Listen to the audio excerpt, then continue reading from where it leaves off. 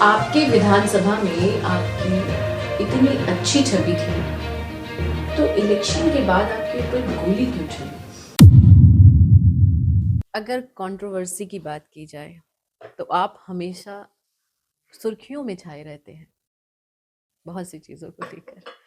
तो ये जानना चाहेंगे कि ये जो हम आपसे ही जानना चाहेंगे, जो कंट्रोवर्सी आपके बीच बीच में रह रह करके उठती है, ये किन चीज़ों के लिए होती है? किस हद तक आप इसमें शामिल होते हैं, कि किस हद तक एलिगेशंस ही हैं, ये सिर्फ अफवाहें बनाई गई हैं?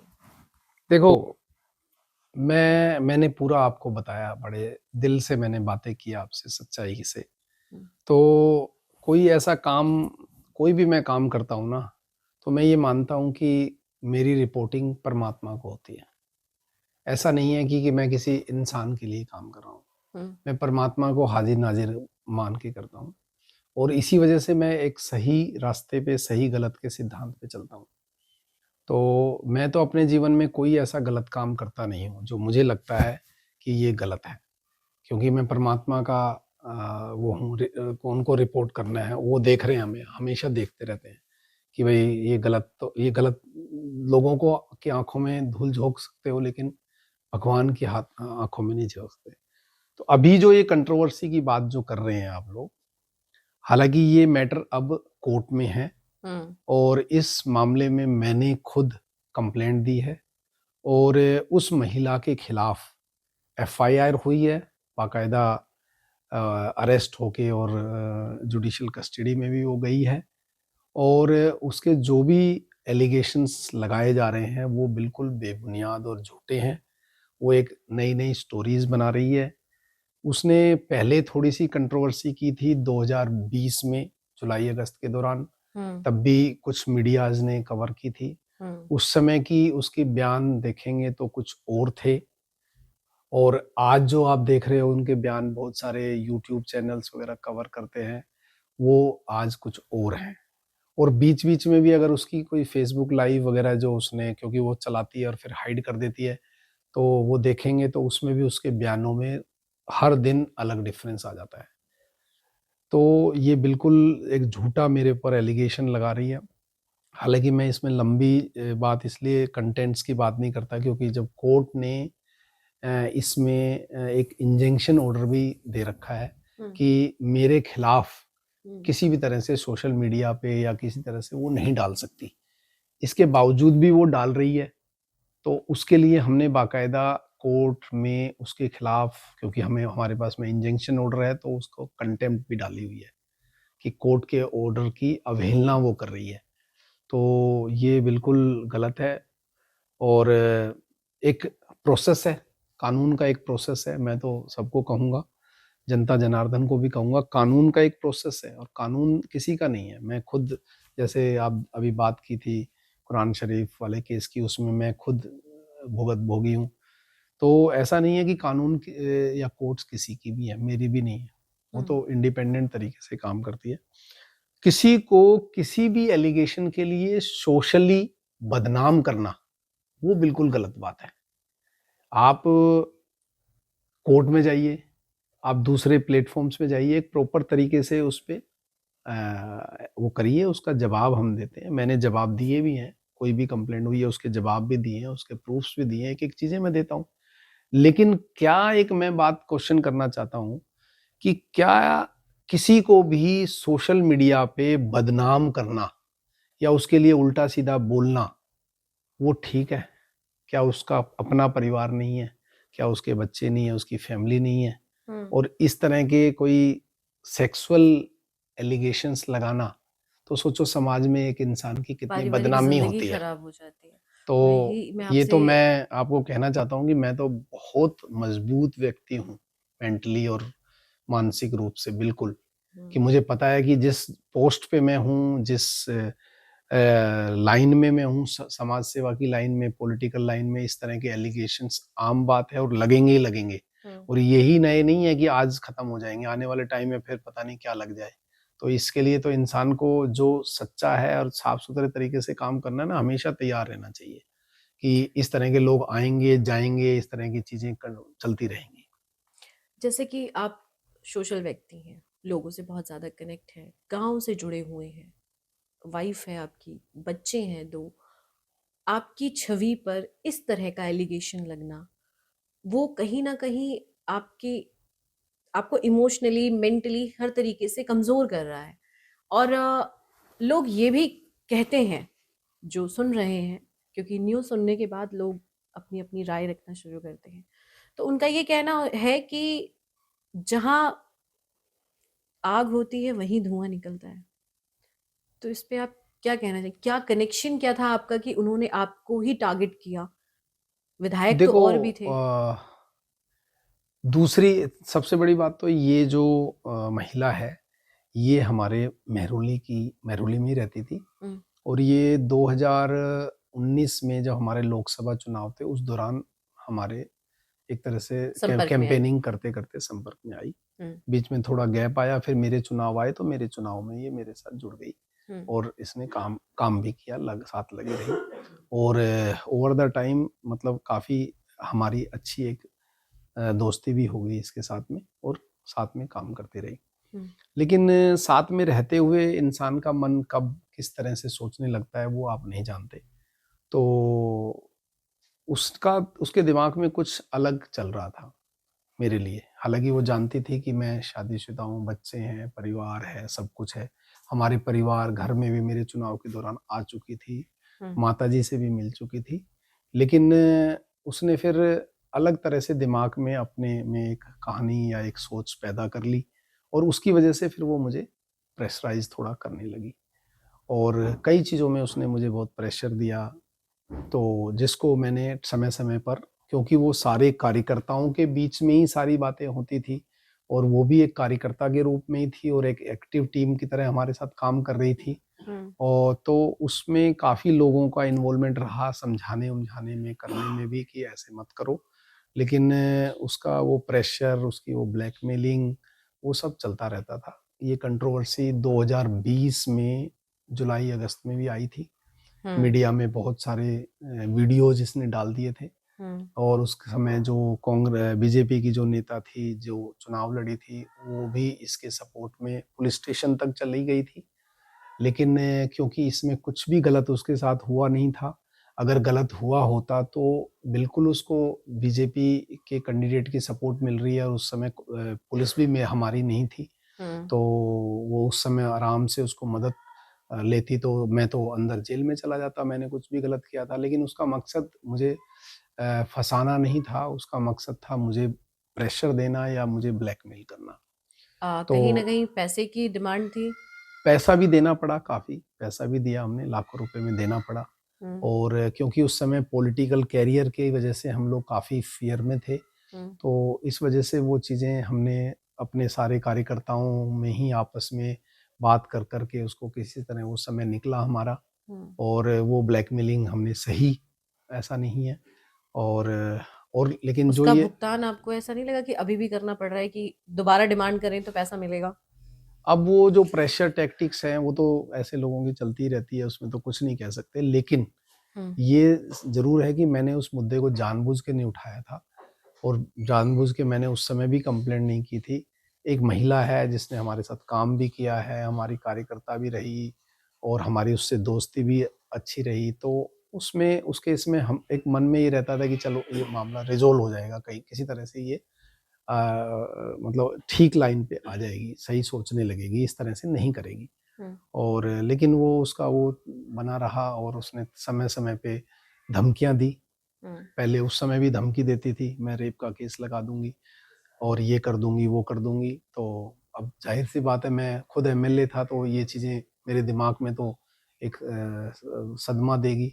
और हमारी सोसाइटी में आदमी को पे कोई एलिगेशन महिला लगाती है, तो उसको बहुत जल्दी से कैच करते हैं उसे गलत लोग। नज़रिए से हाँ, देखा उसको ये गलत नज़र व्यक्ति से होगा देखते ही हैं, हाँ, ऐसा। हो गई ऐसा। हाँ। तो ऐसा नहीं है। लेकिन उस समय पे सबसे इम्पोर्टेंट होता है परिवार का सपोर्ट। सबसे ज़्यादा आपकी वाइफ़ का और बच्चों का कि वो आपको किस नज़र से देख रहे हैं? क्या उनके दिमाग में ये आया है कि हमारे पिता या मेरा हस्बैंड ऐसा है? बच्चे तो क्योंकि छोटे ही हैं अभी, बच्चों को तो इस बात तक नहीं पहुँचे, लेकिन वाइफ़ तक जैसे बात पहुँची है, जुलाई-अगस्त की बात है, 2020 की बात है। हुँ, तो जब मैंने बताया कि ऐसे-ऐसे प्रेशर डाल रही है, ये सब कर रही है, और जो भी मैंने उसके साथ में जो हमारा एक रिलेशनशिप था, जो भी दोस्ती थी, उसके बारे में भी बताया, तो उसने मेरा सपोर्ट किया। और बाकायदा उस समय जुलाई 2020 के अंदर, बाकायदा उस समय, क्योंकि मैं कोई कंप्लेंट ना देने की वजह से, कि मैंने कोई कंप्लेंट नहीं दी कि यार पॉलिटिकल कैरियर खराब ना हो जाए, जिनसे भी हमने सलाह ली उन्होंने कहा कि नहीं नरेश, हमारी कानून व्यवस्था ऐसी है कि आज महिला अगर आगे खड़ी हो जाएगी तो आपके खिलाफ इजीली केस बन जाएगा, ये वो। इस वजह से हम लोग थोड़े से उस समय फियर में रहे, डर में रहे कि नहीं हमारा पॉलिटिकल कैरियर खराब ना हो। 5 साल हमने काम किया, अभी भी 5 साल बचे हैं, अभी इस तरह का माहौल था दिल्ली में। और तो उस समय वाइफ ने बल्कि कंप्लेंट की मेरे नाम से कि नहीं, और उसने कंप्लेंट की कि मेरे हस्बैंड को ऐसे ऐसे ब्लैकमेल किया जा रहा है, इस तरह से किया जा रहा है। एसएचओ डीसीपी तक भी उन्होंने कंप्लेंट की, 2 कंप्लेंट उस समय की, आज भी है, जो हमने अभी इस केस में सारी इन्वेस्टिगेशन में दी भी है। तो मैं तो यही कहना चाह रहा हूँ कि इस तरह से पॉलिटिकल नेताओं के साथ सिचुएशंस बनती हैं, और जो थोड़े गलत इंटेंशन के लोग जुड़ के और उस तरह की सिचुएशन में उसको बदनाम करने की कोशिश करते हैं। और लेकिन ये है कि मुझे पता है कि झूठ है, बिल्कुल झूठ है, और झूठा केस या झूठ कभी साबित नहीं होता, और झूठ कभी भी के पैर नहीं होते। मैं तो ये मानता हूँ, सत्य की हमेशा जीत होती है। और पूरी मेहरौली के लोग इस बात को जानते हैं कि इस महिला ने हमारे साथ में किस तरह से मिलके यहाँ पे काम भी किया, साथ रहे, और उसके साथ में कुछ ऐसा नहीं हुआ। और सब लोगों के से जब हम मिलते भी थे, जाते भी थे, साथ में वो करते थे, तो भी सबको पता था कि भाई हाँ इनकी दोस्ती है, लेकिन इसके साथ कुछ ऐसा वो नहीं था ना। उस समय ये ऐसी सिचुएशन थी। बीच में भी जब वो आई थी अगस्त 2020 में, वो वीडियोज उसने कुछ डाल दी थी सोशल मीडिया पे मुझे प्रेशर डालने के लिए। तो और वो सर्कुलेट भी बहुत जल्दी हो हाँ गई। हाँ हो गई थी। तो वो भी प्रेशर टैक्टिक थी। हालांकि अगर कुछ कार्रवाई इसने करनी होती तो उस समय भी करती। मैं तो, मेरे पास तो कोई पावर नहीं थी। आप सोचो एमएलए रह के भी दिल्ली में पावर नहीं होती, क्योंकि पुलिस तो मेरी थी नहीं। पुलिस तो उस समय सेंटर के कमांड में ही थी, सेंटर में मतलब बीजेपी थी, और बीजेपी की ही नेता उसको सपोर्ट कर रही थी। तो इससे क्लियरिटी क्या होगी कि उसने वो सपोर्ट भी मतलब नहीं था उसका वो। तो मुझे तो लगता है कि उस समय भी हमें थोड़ी कार्रवाई करनी चाहिए थी, और हमें आगे बढ़ना चाहिए था उस फियर को निकालते हुए। लेकिन बस फिर हम लोग थोड़ा हो गए कि नहीं चल किसी तरह से इस टाइम पास हो जाए, और डर में ही वो चीज़ें निकाली, और फिर उसका भुगतान भी भरना पड़ा बहुत हमने। मैं एक तरह से, अगर इस केस में देखा जाए तो मैं विक्टिम था, मैं ईमानदारी से कहूँ तो। और मैं खुद अपनी कानून व्यवस्था से डरता रहा कि अगर मैं आगे जाऊंगा, मैं कंप्लेंट करूंगा तो मेरे खिलाफ ही कुछ ऐसा हो जाएगा। तो बस फिर उस समय वो मतलब जैसे तैसे हुआ, और हमने काफ़ी बियर किया। फैमिली को भी काफ़ी सहना पड़ा उस समय, क्योंकि वो घर के आसपास भी आके इस तरह का होता था। मतलब जहाँ जो कंप्लेंट दे सकते थे वो करने की कोशिश की। लेकिन फाइनली जब ये चुनाव के दौरान की बात थी, और क्योंकि कुरान शरीफ वाले केस की वजह से मेरी टिकट कट गई और मैं नहीं चुनाव लड़ पा रहा था, और अब ये सिचुएशन आ गई थी, तो फिर मैंने हिम्मत करके आगे बढ़ के इस केस की पूरी कंप्लेंट दी, और उसके कंप्लेंट की पूरी सुनवाई होते हुए उसकी एफआईआर दर्ज हुई, और उस पे कार्रवाई भी हुई है। और अब क्योंकि एलिगेशंस हैं, और ये सारी चीज़ें मीडिया में इधर उधर उल्टा सीधा वो बोल रही है, तो वो गलत है। बहुत सारे कंटेंट्स मैं अभी जैसे बोल नहीं रहा हूँ क्योंकि कोर्ट में मामला है। तो लेकिन पर्सनली जो भी किसी को अगर मुझसे इस बारे में चर्चा करनी है, मुझसे मिल सकता है, आ सकता है, मैं बता सकता हूँ। मीडिया बंधुओं को भी बता सकता हूँ। इवन मीडिया के लोगों को तो मैं ये कहना चाहता हूँ कि मैंने जो कंप्लेंट की, उस कंप्लेंट की इस महिला के खिलाफ एफआईआर हुई, और इसको अरेस्ट तक किया गया, और सारे प्रूफ्स है मेरे पास। तो कहीं ना पैसे कहीं भी जो महिला लिए गलत है। हैं गए हैं, जो इसमें एक्सटॉर्शन हुआ वो भी बैंक की सारी एक एक प्रूफ्स हैं। ऐसे ही केस नहीं बनता है, कानून अपना काम करता है। और अब ये मेरे को सोशली बदनाम कर रही है, मीडिया में आके, मीडिया में उल्टा सीधा बोल के। लेकिन कुछ हमारे जो मीडिया के बंधु हैं, यूट्यूब चैनल्स वगैरह हैं, वो इसको एक फॉलोअर्स बढ़ जाएंगे, व्यूज बढ़ जाएंगे, इस तरह से स्टोरी को ले रहे हैं और चला रहे हैं। कोर्ट का ये 23 अप्रैल 2025 का 23 अप्रैल 2025 ऑलमोस्ट साल होने को आ रहा है, उस समय का ये इंजंक्शन ऑर्डर है। समझ लो ये मामला पूरा ही 2025 से चला हुआ आ रहा है। तो उस समय का इंजंक्शन ऑर्डर है कि कोर्ट से ये बिल्कुल क्लियर कट गया है कि किसी टीवी पे, सोशल मीडिया पे, किसी ऐसे प्लेटफॉर्म पे वो मेरी फैमिली का मुझे डिफेम नहीं कर सकती, मेरे लिए कुछ ऐसा मटेरियल नहीं डाल सकती, क्लियर कट है। तो मैंने कई मीडिया वालों को वो लेटर वो जो भेजा है, ऑर्डर भी भेजा है, कईयों को नोटिस भी दिया है मैंने एडवोकेट का। लोगों ने उस बात को तो कंसिडर भी किया है, बहुत सारों के मैसेज भी आए हैं। तो मैं तो यही कहना चाहूँगा कि देखो इस तरह की कंट्रोवर्सीज होती हैं, जनता को भी कहूँगा, समाज को भी कहूँगा कि इस तरह की कंट्रोवर्सीज होती हैं। वो अब मैं ज़्यादा कंटेंट्स में नहीं जा रहा कि उस महिला के बारे में भी मैं 4 बातें बोलूँ, लेकिन आप तो अदालत है, जनता तो अदालत है। एक व्यक्ति कोई भी एलिगेशन लगाएगा तो आप 1 मिनट में उसकी तरफ हो जाएंगे। दूसरे का तो पक्ष भी नहीं सुना आपने कि वो व्यक्ति क्या कहना चाहता है या उस व्यक्ति की क्या प्रतिक्रिया हो सकती है या वो व्यक्ति के ऊपर क्या गुजर रही होगी, तो सोचती ही नहीं है जनता, एकदम से अपने कमेंट्स करने लग जाते हैं सारे के सारे। हालांकि मैं तो बिल्कुल सच्चा हूँ, साफ एकदम से मैंने मजबूत हूँ, इसलिए मुझे असर नहीं हो रहा। लेकिन अगर कोई कमजोर व्यक्ति हो और उसके ऊपर इतने एलिगेशन झूठे लगा दिया जाए तो वो तो कुछ भी कर सकता है। तो सुसाइड केसेस होते हैं ऐसे कि उसके ऊपर एक एलिगेशन लगा। अभी कल परसों मैं देख रहा था एक लड़के के ऊपर कुछ एलिगेशन लगे, उसने सुसाइड कर ली। तो ये तो गलत है ना कि भाई जो जिसके साथ में जो मैं कोर्ट में जा चुका हूँ, मैंने एफआईआर करी है, मैंने सारा पक्ष रखा है, वो भी उसने भी अपना पक्ष रखा है, अब कानून अपना काम कर रहा है, कानून में मैंने भी अपने सारे प्रूफ दिए हैं, सारी एक एक चीज बताई है। मैंने खुद कहा है कि भाई हाँ इस महिला के साथ हमारी दोस्ती थी और इसके साथ में वो था, और बाद में इसने एकदम से अलग ट्रैक लिया, इसके माइंड में कुछ और चल रहा था। तो मैंने खुद ही बोला इस बात को, तो मैंने मना नहीं किया और हमारे साथ लंबे टाइम तक काम करती रही। जिस समय का ये मेरे ऊपर एलिगेशन लगाती है, मार्च में मेरे साथ में रेप कर दिया, ये कर दिया, तो मार्च के बाद की मेरी फेसबुक लाइव, क्योंकि वो तो पब्लिक डॉक्यूमेंट है, आप फेसबुक पे देखिए इस महिला के ही कितने कार्यक्रमों में ये मेरे साथ शामिल हो रही है। तो और वो पब्लिक फंक्शंस में जा रही है और वो कहते मेरे को मैंने वो कर लिया, मेरे साथ गुंडे लगा दिए। आप मेहरौली विधानसभा में आके देख लीजिए कि नरेश यादव खुद बिना उसके रहता है, एक सिंपल अपनी गाड़ी भी मैं खुद चलाता हूँ और मैं किस तरह का व्यक्ति हूँ, मेरी इमेज के बारे में, उसके बारे में कोई कुछ भी बोल देगा तो लोग साथ हो जाएंगे। तो ये गलत है। ये जो सिस्टम चला आ रहा है ना, जो हमारे मीडिया में कोई भी चीज आ जाएगी, सोशल मीडिया में कोई भी आ जाएगी और हम रिएक्ट करेंगे और हम उसको सही मान लेंगे, तो ये गलत है। हर पुरुष, एक बात और मैं कहना चाहता हूँ ज्योति जी, हर पुरुष गलत नहीं होता। अगर कोई महिला उसके ऊपर एलिगेशन लगाती है तो उस महिला के बारे में भी एक बार आप लोगों को जान लेना चाहिए।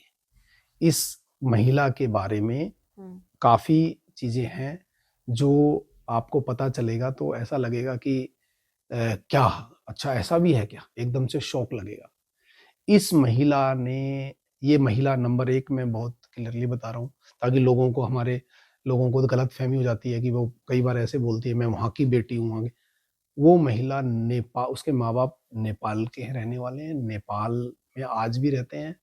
उसकी पहली शादी इंडिया में एक नेपाली के साथ ही हुई और उसकी एक 18-19 साल की अपनी बेटी है। ये पहली शादी से है। अच्छा। उसके बाद में उसने उस पति और उस बेटी को छोड़ दिया और उसके बाद में दूसरे एक बिहार से रहने वाले एक स्टूडेंट के साथ में गाजियाबाद में पहले से बिना शादी करे हुए शादी रजिस्टर्ड कर रखी है। शादी रजिस्टर करा रखी है? हाँ जी, पहले से शादी भी नहीं करी है। आप सोचो कितना बड़ा अपराध है हमारे देश में। हाँ। कि एक शादीशुदा महिला क्या दूसरे से शादी कर सकती है? ये है। फिर उसके बाद में जब ये हमारे 19-20 में आई है तो इसने खुद मुझे कहती है, बोल रही है कि भाई मेरे पति को ऐसे करा वैसे करा। मैं तो कभी उससे मिला भी नहीं हूँ, ना मेरा उससे कोई ऐसी इंटरेक्शन हुआ है।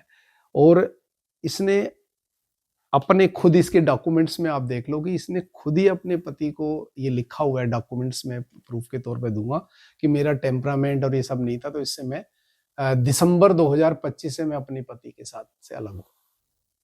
एक डॉक्यूमेंट्स है जो सरकारी डॉक्यूमेंट्स है जो पब्लिक प्लेटफॉर्म पर है, हम्म, तो वो उसमें इसने लिखा दूसरे वाले के लिए, और ये हमें क्या क्या बोल रही है, मीडिया में क्या क्या बोल रही है, सारे मीडिया बंधुओं को मैं वो डॉक्यूमेंट्स प्रोवाइड करा सकता हूँ। तो ये सब चीज़ें बहुत सोच समझ के और बहुत ही क्या कहते हैं रिस्पॉन्सिबिलिटी के साथ में करनी चाहिए सभी मीडिया वाले लोगों को, क्योंकि देखो सच तो सच है, सच तो अपने आप बाहर निकल के आ जाएगा। मैं अगर झूठ बोलूंगा तो वो सच भी सामने आ जाएगा, अगर मैं झूठ बोलूंगा तो वो सच क्या है, क्योंकि वो तो सारे प्रूफ्स हैं, एक एक चीज है। तो हमारा तो इसके साथ में क्या रिश्ता रहा है, क्या है, एक एक सोशल मीडिया पे है सारी चीजें। ऐसा नहीं है कि भाई कोई मैं छुपा सकता हूँ कि भाई इसके साथ मेरा क्या रिलेशन था, क्या था। मेहरौली के एक एक लोग जानते हैं, साथ में काम करते थे, साथ में था। ये मुझे कहती है जी मुझे बेटी बना लिया था। अब अब बताओ एक महिला मतलब ये भी कह सकती है कि उसको बेटी बना लिया था, बताओ, जिसकी अपनी 18-19 साल की बेटी है और मेरा वो नहीं है, और किस तरह से मेरे से जुड़ी, और एक वो रिलेशन मतलब दोस्ती वाला एक रिश्ता भी रखा, और उसके बाद में मतलब कभी भी कुछ भी, क्या आप कुछ भी बोल दोगे, इतना तो सोचना चाहिए। तो मैं तो यही कहूँगा कि भगवान इसको सुदबुद्धि दे और ये सही उसमें चले, और कानून अपना काम कर रहा है, कानून के सामने मैंने अपनी बातें रखी है, और अगर आगे भी कुछ ऐसा होगा तो मैं कानूनी कार्रवाई ही करूँगा, और कानूनी कार्रवाई में मैं करने लग रहा हूँ, और कुछ भी गलत होगा तो, और मुझे पूरा भरोसा है अपने कानून पे कि वो सारी चीज़ें ठीक और देर से होगी लेकिन दुरुस्त होगी, इतना है। अच्छा, अगर आपके छवि की बात करें तो मीडिया का कितना योगदान है आपकी छवि को खराब करने में? देखो ज्योति जी, आप कह रहे हो कि मीडिया में या इधर-उधर से मेरी छवि खराब हो चुकी है या कुछ ऐसा वो है, ये कंट्रोवर्सी चलती है, कुरान शरीफ का केस आ गया, एक महिला आप पे एलिगेशंस लगा रही है। तो मैं तो ये मानता हूँ जो लोग मुझे जानते हैं, क्योंकि मेहरौली विधानसभा में मैंने 10 साल काम किया है, कि नरेश यादव के बारे में पूछ लो भाई कि उसने सोशल वर्क मेरा जो मैंने लोगों के बीच में किया है, कि नरेश यादव क्या ईमानदार व्यक्ति था? 3 क्वेश्चंस आप कर लो। उसने ईमानदारी से समाज की सेवा करी, लोग उसका जवाब उससे लोगों से पूछ लो, मैं तो कहूँगा मैं तो ईमानदार ही था। लोगों नरेश यादव का व्यवहार कैसा था? लोग बताएँगे यार वो उसका व्यवहार ऐसा था। उसकी राजनीति का क्या केंद्र था? वो लोग बताएँगे वो उसका काम करने का ही नियत थी, हमेशा काम के बारे में बात करता था। इधर-उधर बैठना, उठना और ये बिना वजह के चक्कर लगाने वाला व्यक्ति मैं नहीं था। तो आज भी मेरी मेहरौली विधानसभा के लोग या जो मुझे पर्सनली जानते हैं, जिनका मेरे से इंटरेक्शन डायरेक्ट है, वो लोग जानते हैं कि नरेश यादव कभी भी कोई भी काम गलत नहीं कर सकता, चाहे वो महिला के साथ हो, चाहे वो कोई और रिलीजन से संबंधित हो या कोई भी काम हो। और मैं भी यही करता हूँ, मैं तो परमात्मा से रोजाना हाथ जोड़ के निकलता हूँ, हे प्रभु शायद जाने अनजाने में भी कोई गलत काम हो तो वो भी मुझसे मत होने देना। मैं तो ऐसा व्यक्ति हूँ, भगवान को हाजिर नाजिर मान के उसको रिपोर्ट करते हुए मैं काम करता हूँ। तो इस तरह की कंट्रोवर्सी पॉलिटिक्स में होना एक आम बात है।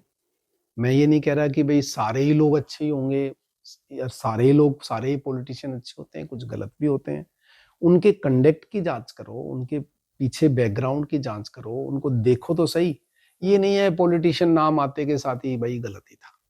पॉलिटिशियन के बारे में गलत हम भी सोचते थे उस समय जब हम आम आदमी पार्टी अन्ना आंदोलन से आए थे कि यार पॉलिटिशियन तो ऐसे होते हैं, हमें पॉलिटिक्स में नहीं जाना। लेकिन उस समय बस एक बात चलती थी कि अच्छे लोग नहीं आएंगे तो बुरे लोग जगह ले लेंगे। एक बात बोलते थे उस समय, ये बातें आती थी, अच्छे लोग नहीं आएंगे तो वो आएंगे, और अच्छे लोगों को क्यों नहीं आना चाहिए। और इस तरह की प्रताड़ना, विक्टिम, ये वाली चीजें खूब होंगी आपके साथ में, आप जज उसके लिए तैयार रहो, झूठे केस बनेंगे, ये बनेंगे। हम तो उस समय के तैयार होकर आए हुए लोग हैं, अन्ना आंदोलन से आए हुए लोग हैं। तो आज पॉलिटिक्स में हमारे साथ में जो भी होगा, जैसा भी होगा, हम अपने रास्ते को नहीं बदलेंगे। हम साफ सुथरे तरीके से, ईमानदारी से लोगों की सेवा करते रहेंगे। लोगों से अपना, जनता क्योंकि जनार्दन है, अपनी बात रखेंगे, बोलेंगे। बीच में इस कंट्रोवर्सी के ऊपर बहुत सारे मीडिया उडिया वाले लोग आए तो मैंने कोई बात रखी नहीं थी, लेकिन मैं अब थोड़ा सा लोगों को ये बात बता रहा हूँ कि नहीं ये ऐसे है, क्योंकि कभी ऐसा ना हो कि एक ही नैरेटिव चलता रहे और वो चीजें फिर ठीक नहीं होती, कि झूठ बोलते रहे वो सच हो जाता है। तो ये चीजें नहीं है, क्योंकि हम कानून को मानने वाले हैं, कानून से चल रहे हैं, तो कानून का सम्मान है। और कुछ चीज़ें ऐसी है जो कानून को देखते हुए हमें नहीं बोलनी चाहिए, वो मैंने नहीं बोली है आज भी।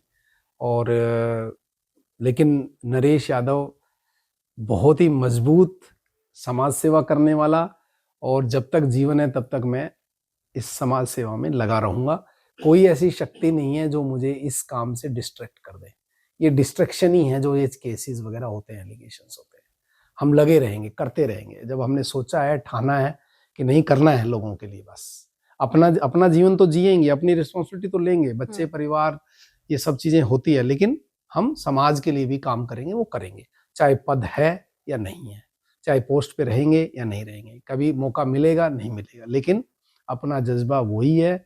और कहीं ना कहीं आपको सोशल वर्क करने वाले को उसका एक काम करने का एरिया मिलता ही है, वो कर सकता है। अच्छा, बात अगर राजनीति की जाए तो जो राजनीति की कुर्सी है ना, वो बहुत ही नरम मखमल के कपड़े होते हैं, लेकिन उसमें कांटे जो होते हैं वो सिर्फ राजनेता को पता होता है जो उस पर बैठ रहा होता है।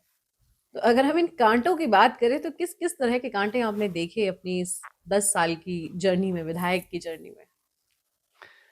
सबसे पहले तो ये कंट्रोवर्सी ही है, ये कांटे ही हैं कि मेरे ऊपर 2016 में एलिगेशन लगा, उसके बाद में 2020 में ये महिला एलिगेशन लगा रही थी, जुलाई अगस्त के आसपास के वीडियो चल गए थे, और एक बीजेपी की उस समय की नेता मेरे लिए पुलिस स्टेशन में जाके कंप्लेंट दे के आ गई थी, कंप्लेंट भी दी थी रिटर्न। ऐसा नहीं है इसके लिए कुछ नहीं, इसको पूरा वो था, लेकिन कुछ गलत हो तब तो आगे बढ़े ना, इंसान बताएगा तो सही ना, एक एक चीज का प्रूफ है।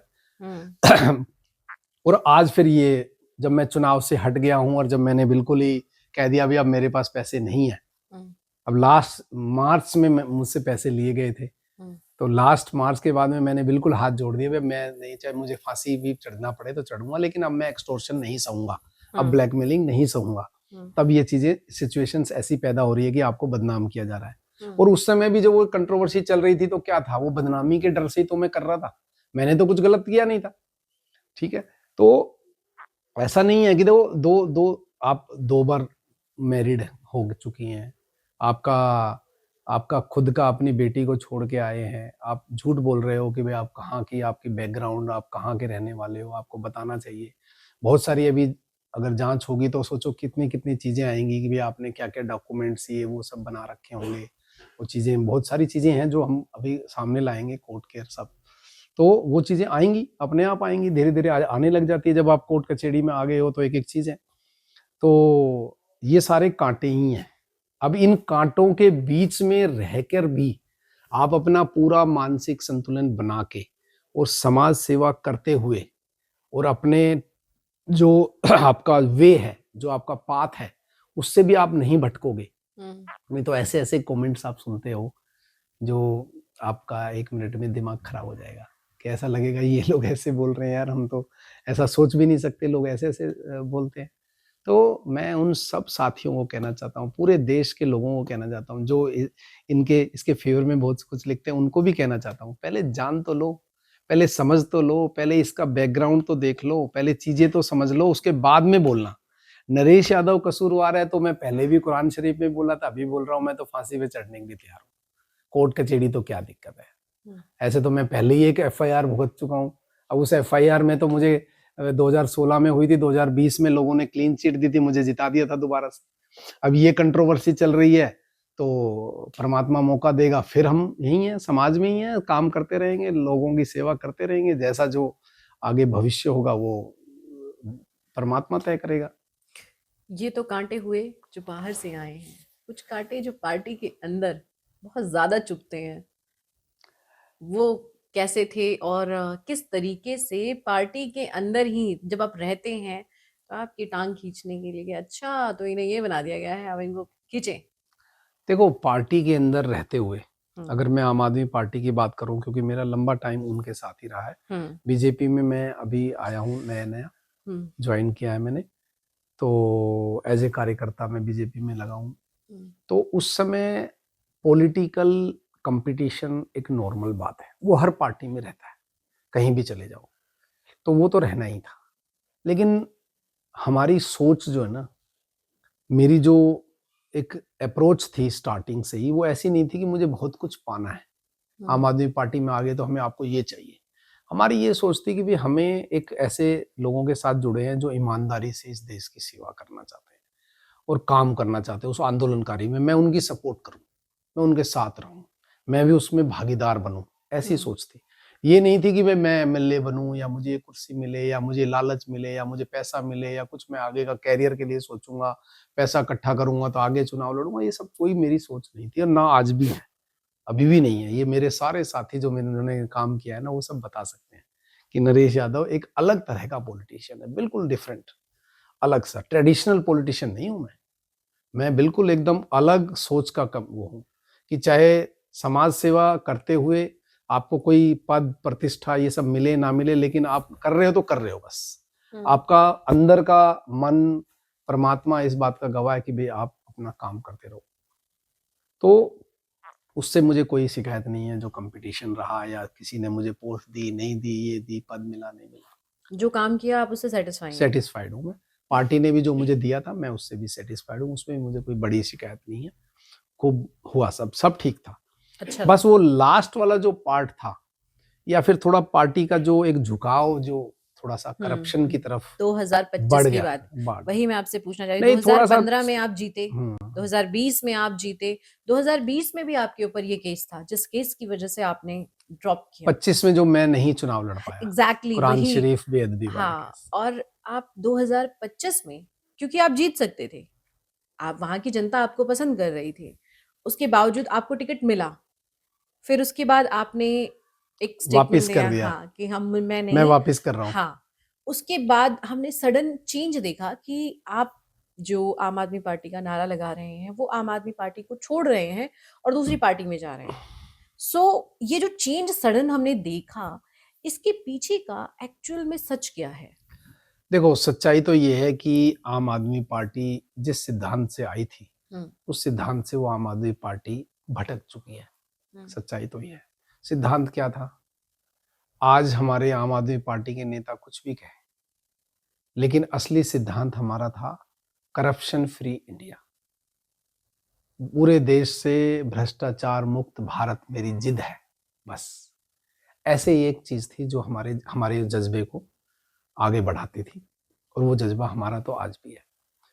अब वो जज्बा, वो चीजें धीरे धीरे समाप्त हो गई। धीरे धीरे ऐसे लोग पार्टी में आ गए जो ऑलरेडी करप्शन वाले ही लोग थे, जो अपने अलग मकसद से आए थे। तो उन लोगों की एंट्री हो गई। धीरे धीरे जो काम करने वाले, जो ईमानदार लोग थे पुराने, उन लोगों को साइडलाइन कर दिया गया। ये सब चीजें धीरे धीरे पनपती रहती है पार्टियों में। कई लोग कहते थे नहीं, अब पार्टी तो भाई पार्टी बन गई है, पहले आंदोलन थी। तो मैं कहता था नहीं, हमारा आज भी वो जज्बा वही रहना चाहिए। हम चाहे अब 2 बार के विधायक कहलाएं, पॉलिटिशियन कहलाएं, लेकिन हमारा जज्बा तो वही है ना। काम तो हम अपनी जनता के लिए ही कर रहे हैं, उसी तरह से चलना चाहिए ना। सिस्टम तो हमारी, अप्रोच तो वही है, सोच तो हमारी वही है। उसमें बदलाव कैसे आ जाएगा? भाई पहला मकसद करप्शन फ्री होना चाहिए, उसके बाद में हमने आगे काम, ये सब राजनीति चलती है। तो मैं तो ये कहूंगा कि आम आदमी पार्टी का डाउनफॉल जो हुआ है वो करप्शन की वजह से हुआ है, और कोई रीजन नहीं है। और करप्शन अगर ये नहीं करते तो इनको कोई हिलाने वाला भी नहीं था। करप्शन वाली चीजों से दूर रहते तो इनको हिलाने वाला भी नहीं होता। आप कहना चाहते हैं टॉप लेवल से हुआ है करप्शन? बिल्कुल, सारे लेवल पे हुआ है, बहुत सारे लेवल पे हुआ है। आपने कन्विंस करने की कोशिश नहीं की? देखो, जब पार्टी के बीच में हम रहते तो अपनी बातें कहते थे, मैं तो खुद जाके बोलता था कई बार हमारे माननीय मुख्यमंत्री साहब को मैं पर्सनली भी मिलके बोला है कि सर वहाँ उस डिपार्टमेंट में ऐसा हो रहा है, ये हो रहा है, वो फलाने वाला बंदा ऐसे कर रहा है, ऐसे बोला है इंटरनली। लेकिन क्योंकि पार्टी के डिसिप्लिन से बंधे हुए थे, तो पार्टी के डिसिप्लिन के साथ में वो बातें करना एक कंट्रोवर्शियल हो जाता है, एक बगावत हो जाती है, वो गलत होता है। मतलब सिद्धांत नहीं कहता कि आप ऐसा करो, तो हमने वो बात कभी भी नहीं बोली। लेकिन जब हम पार्टी से अलग आ गए, टिकट भी आप रिकॉर्ड है कि भाई हमने खुद सहमति से छोड़ी, अपनी मर्जी से छोड़ी है, दे दी थी उन्होंने, हमने छोड़ी है। हाँ। कोई ये भी नहीं कह सकते जी इनको टिकट नहीं दी, इस वजह से नरेश यादव आज करप्शन का आरोप लगाते, नहीं, ऐसा नहीं है। और नरेश यादव मैटर नहीं करता, नरेश यादव को बदलना तो 10 बार बदलते, कोई मैं क्वेश्चन भी नहीं करता। सिद्धांत वही रहना चाहिए था इनका, वही सिद्धांत पे काम करना चाहिए था, तब वो चीजें चलती। उसी सिद्धांत के रहते ही तो बहुत सारे लोग चले गए थे, बहुत सारे लोग हट गए थे। तो बस वो एक चूक हो गई इनसे। अगर ये अपनी चूक को सुधार लेंगे या वो हो गए तो हो सकता है फिर दोबारा आ जाए। नहीं तो करप्शन वाला मुद्दे पे मैं पूरी जनता जनार्दन को कहना चाहता हूँ, जिन्होंने भी आम आदमी पार्टी को कभी भी कहीं भी सपोर्ट किया हो, लेकिन अपने दिल से ये पूछना कि भाई आपने सपोर्ट क्यों किया था। एक एक आदमी ये कहेगा जो मुझे मिलता है कि भाई हमने अन्ना आंदोलन से, जो भ्रष्टाचार के खिलाफ आंदोलन हुआ, उसकी वजह से किया था। सब लोग यही कहते हैं और मैं भी यही कहता हूँ। मैं भी वहीं का प्रोडक्ट हूँ, मैं भी इसी सोच से मिला था। और अरविंद केजरीवाल जी हमारे आइडियल थे, भाई हाँ ये हमारे वो अर्जुन आगे तीर मारेंगे, ये करेंगे, ये सारी चीजें थी हमारे हमारे अंदर था जज्बा। ये समय के साथ धराशायी हो गई, पूरी तरह से हो गई। कारण क्या लगा? 10 साल तो आप थे। अब इनको क्या जल्दबाजी थी पूरे देश में फैलने की, करने की, भी पैसे के बिना राजनीति आगे नहीं बढ़ेगी, पैसे से ये नहीं होगा, वो नहीं होगा। बहुत सारे आसपास इर्द गिर्द जो लोग आ गए, उन लोगों ने गलत गाइड किया, उन्होंने गलत सपने दिखाए, उन्होंने गलत उस चीजों को आगे बढ़ाया। मैं ये मानता हूं कि ईमानदारी इंसान की हमेशा उसको आगे बढ़ाती है, और खासकर राजनीति में। जब आपको राजनीति है, राजनीति बिजनेस नहीं है ना, किसी के लिए भी नहीं है, किसी राजनेता के लिए नहीं है। आपको पैसा कमाना है, आप बिजनेस करो, आप दूसरे किसी प्रोफेशन में जाओ और कोई काम करो, कंसल्टेंट बनो, लोगों के काम कराओ, खूब पैसा कमाओ। राजनीति में जो हमें मिलता है खर्चा जैसे सैलरी के रूप में, बस वो है। आप वहां से बेईमानी नहीं कर सकते। और वो बेईमानी का मतलब ये नहीं है कि आप किसी को, मतलब आपकी क्या रिस्पॉन्सिबिलिटी है, आपकी जनता के प्रति रिस्पॉन्सिबिलिटी है। आपको जनता ने चुना है कि आपको वहां बेईमानी नहीं कर सकते। आप काम करने के लिए उनके रिप्रेजेंटेटिव हो, उनके सेवक हो, आप उनके नौकर हो, आप पब्लिक सर्वेंट हो।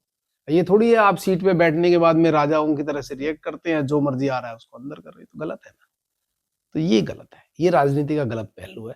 और आज जो राजनीति जिस दिशा में बढ़ रही है वो गलत है। इसमें एक तो वो जो है मोरलिटी नहीं है, चीजें खराब हो रही हैं। तो हमें दुख होता है इस बात का, लेकिन मैं ये मानता हूँ कि भाई मैं तो 100% संतुष्ट व्यक्ति हूँ कि जो 10 साल मैंने जिस तरह से ईमानदारी से काम किया, मेरी जनता भी मुझे, आज मैं जाता हूँ एक्स एमएलए होने के नाते लोगों के बीच में तो एक सम्मान मिलता है, तो मैं कहता हूँ यही मेरी कमाई है, मेरा यही सब कुछ, मेरा धन है। अच्छा, आपको आम आदमी पार्टी में ईमानदारी नहीं दिखी तो आपने आम आदमी पार्टी को छोड़ना सही समझा। क्या आपको बीजेपी में ईमानदारी दिखी जो आपने उसी समय बीजेपी को ज्वाइन किया, या सिर्फ आपके मन में ये था कि नहीं अब मुझे बदला लेना है, या बताना है कि नहीं अब मैं इसको छोड़ करके दूसरे उसमें जाना चाहता हूँ? ये बहुत ही तीखा सवाल है, लेकिन लोग यही कह रहे हैं आज के समय में कि अगर उनको ये पार्टी बेईमान लगी तो क्या दूसरी पार्टी ईमानदार थी? ये क्वेश्चन बहुत कॉमन है किसी भी व्यक्ति के लिए जो पार्टी छोड़ के जाता है, और 99% ये क्वेश्चन आता ही आता है जी। लेकिन मैं एक और बात कर रहा हूँ, इसके दूसरे पहलू पे जाओ। मैंने अभी तक कांग्रेस और बीजेपी के बारे में कोई बात नहीं करी, क्योंकि कांग्रेस बीजेपी के बारे में मैं बहुत ज्यादा डीप तक गया भी नहीं हूं। मैं उनके बारे में कोई बात नहीं कह रहा हूं। मैं आम आदमी पार्टी का हूं, मैं ओरिजिनल आम आदमी पार्टी का था। हम किस लिए बने थे, हमारी क्या रिस्पॉन्सिबिलिटी थी, हमें क्या करना चाहिए था, तो उस पे मेरे क्वेश्चंस उठे, उस पे मैंने बात करी।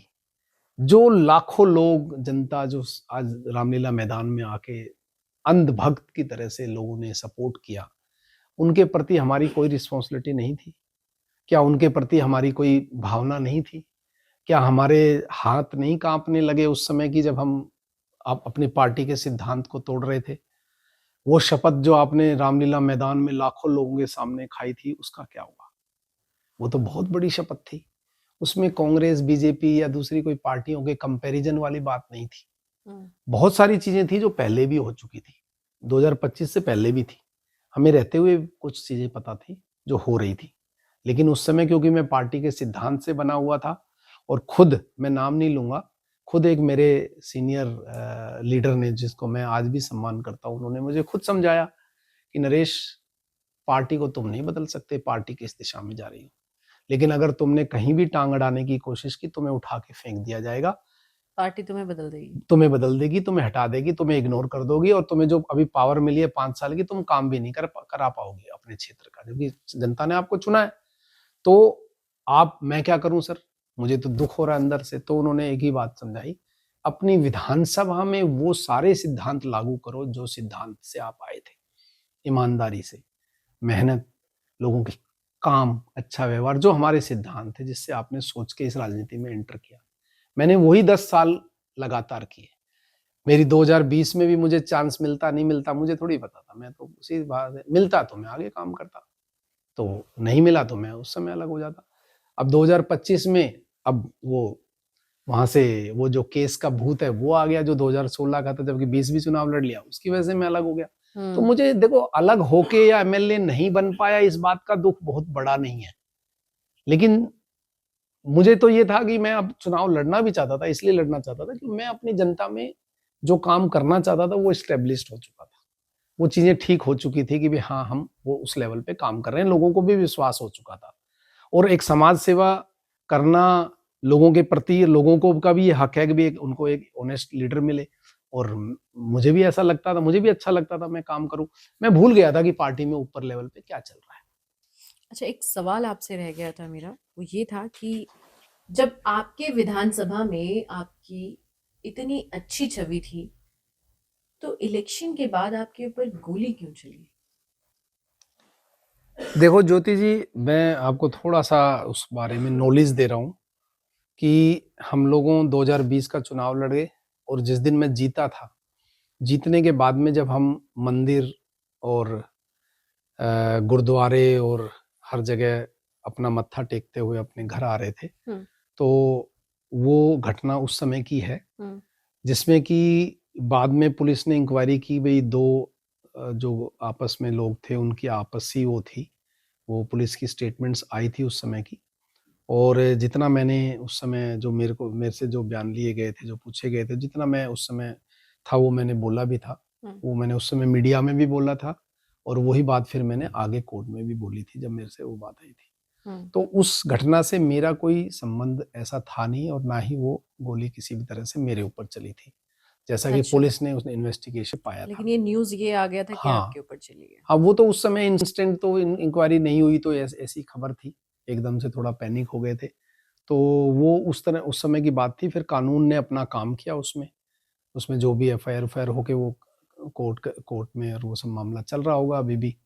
तो उसमें तो यही पुलिस की इन्वेस्टिगेशन आई थी कि तो आपकी जो स्पेशली मुझसे रिलेटेड था, हाँ, कि अगर नरेश यादव को किसी ने मारने की कोशिश की या नरेश यादव को ऐसी थ्रेट थी, तो मेरे से संबंधित वो नहीं था। अफवाह ही है ये।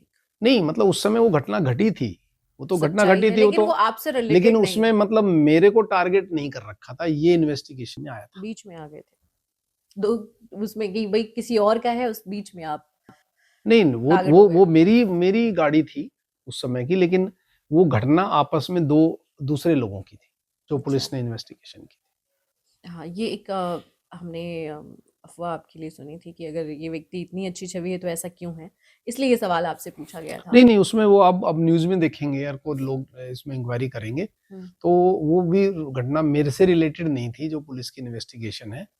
इसलिए मैं तो आज तक उस घटना के बाद, या पंजाब में इतना बड़ा केस हो गया उसके बाद, या वो दोबारा भी उस केस हाईलाइट हो गया 2025 में, उसके बाद भी मैंने कभी आज तक कभी ना कोई सिक्योरिटी ली, ना कहीं जाता हूँ। मैं तो परमात्मा का बंदा हूँ, परमात्मा ने जितना जीवन दिया उतना जीऊंगा। जब किसी भी वजह से मेरा मतलब इस शरीर को त्यागने का वो होगा, त्याग के मैं चला जाऊंगा। बिल्कुल। आपने अपने जीवन की जो कहानी सुनाई, उससे लोगों को कहीं ना कहीं इंस्पिरेशन मिलेगा, और अगर वो अपने कुछ भी कमेंट हैं वो हमसे साझा करना चाहते हैं, कोई सवाल करना चाहते हैं, तो आप कमेंट कर सकते हैं। एंड नरेश यादव जी, आप यहाँ आए, आपने अपना कीमती समय हमें दिया, हमारे चैनल को दिया, तो उसके लिए आपका बहुत बहुत शुक्रिया। शुक्रिया ज्योति जी।